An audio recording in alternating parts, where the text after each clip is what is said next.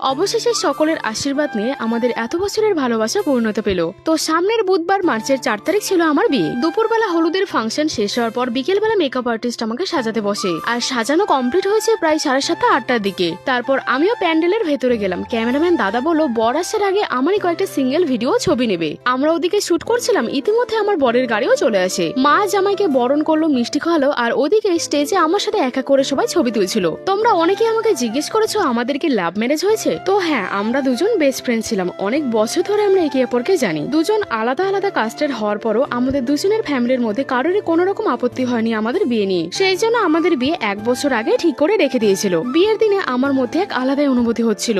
একদিকে আমাদের এত বছরের সম্পর্ক পূর্ণতা পাবে তার খুশি, আর একদিকে যাদের সাথে আমার জন্ম থেকে সম্পর্ক তাদেরকে ছেড়ে যাওয়ার কষ্ট। আমি ঠিক বুঝাতে পারবো না যে ওই সময় আমার ঠিক কি রকম লাগছিল। তো যাই হোক, মালা বদল, সিঁদুরদান, 7 পাকে ঘুরে ভগবান, বাবা মা, সমস্ত গুরুজনদের সকলের আশীর্বাদ নিয়ে আমাদের বিয়েটা সম্পূর্ণ হলো। তারপর আমরা রাত 2টো নাগাদ খেতে বসি, কারণ গোটা দিন আমাদের খাওয়া বারণ ছিল। খাওয়া দাওয়া করে ক্যামেরাম্যান দাদা আমাদের কয়েকটা কাপল ফটোশুট করালো। তো এইভাবে আমাদের বিয়ের দিনটা পার হয়েছে। সকলে আশীর্বাদ করবেন আমরা যেন সারাটা জীবন সুখে শান্তিতে থাকি।